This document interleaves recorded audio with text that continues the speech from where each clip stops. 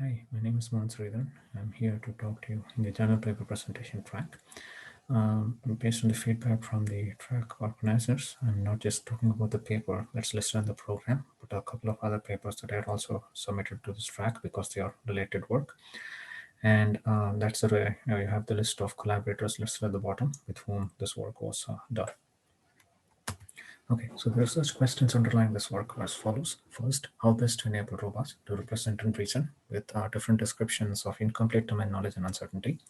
In this work, primarily we looked at non-monotonic logic descriptions of common sense domain knowledge and probabilistic descriptions of certain aspects of uncertainty. And second question was how do you best enable robots to learn interactively and cumulatively from sensor inputs and limited feedback. And here we looked at learning about actions, action capabilities, and domain dynamics. The third question, and potentially the harder one to look at, is how do you enable designers to understand the robot's behavior and establish that it satisfies certain properties? And here we look in concepts of, say, explainability and so on. Okay, so what are the inspiration and the core ideas here? Inspired by cognitive systems research, which in turn is like looking at based on theories of human cognition and control. The key idea here is that representation, reasoning, and learning work jointly at different abstractions using different schemes, right? So you don't need a unified representation, so to speak. This idea goes back to Alan Turing's work on morphogenesis. So internally, we assume there exists a logician, a statistician, and a creative explorer. They, of course, look at different representations. But there is a tight coupling between these different entities. And this idea goes back to Immanuel Kant, the philosopher, and also more modern computer scientist, Aaron Sloman, a colleague of mine. And the idea is also to go with the principle of stepwise iterative refinement. And I'll talk about that briefly shortly. This is based on Dijkstra's work, for instance. And what we have is an interactive and cumulative learning of relevant concepts that are relevant, of course, to the task and the domain under consideration.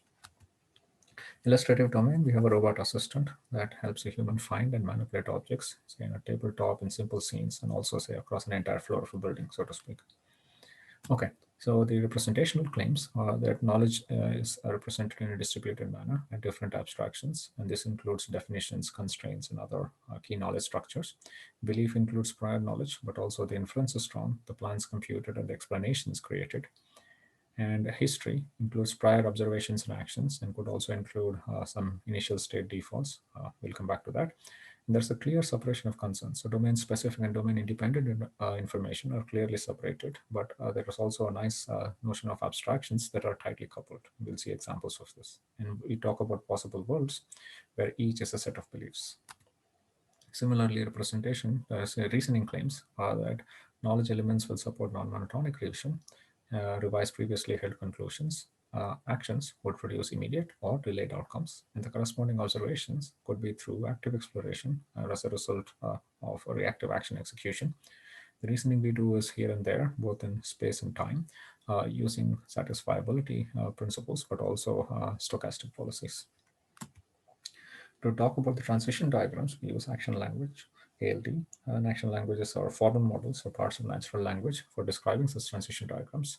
And in ALD, we talk about a hierarchy of basic sort, statics influence, that is domain attributes which cannot and can change over time, and of course actions, which cause changes. And the type of statements we talk about could be, say, deterministic or non-deterministic causal laws, state constraints, or executability conditions. Okay, the first key thing here is this notion of the refinement-based architecture. So as we said before, you could imagine that the world is represented at different resolutions, and you could reason at different resolutions using different mechanisms. In this figure, as an example, we show a logician that reasons at a more coarser resolution using non-monotonic logic, and a statistician who reasons at a finer granularity using probabilistic principles. And then we also have this interactive learning mechanism where a creative explorer can explore the world and try to figure out more knowledge. The basic refinement-based architecture is described in the paper there. So the basic idea there is that a logician who operates at a coarser resolution would have a sorted signature and axioms describing domain dynamics. And so history, which includes also some initial state assumptions about the value of certain fluents.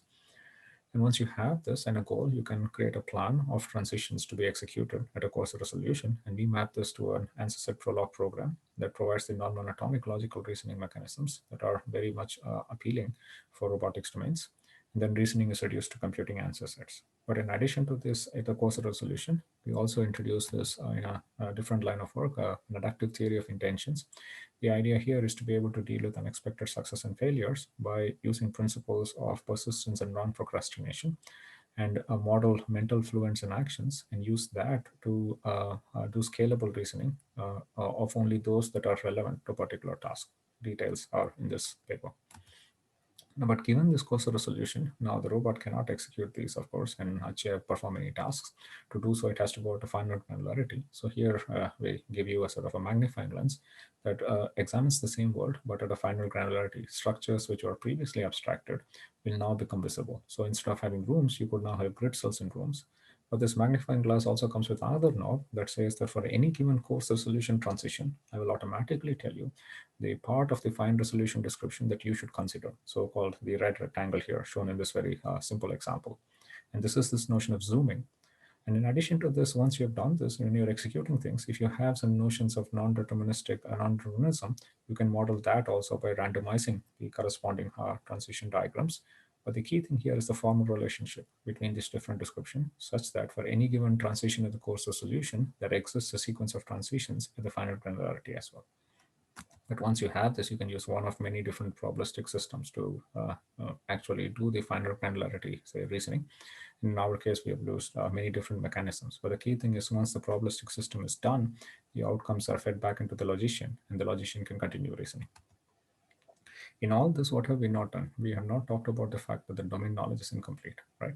So now what happens is because this is incomplete and the robot is interacting with the world, the robot should also be able to learn. This learning is not a separate entity or a separate component. It is tightly coupled with representation and reasoning. And as an example, we look at deep networks, which are widely used in AI and robotics, but they require large labeled data sets, much like significant computational resources. So instead, we say, how can we make this more scalable by using the principles of abstraction, relevance, and persistence?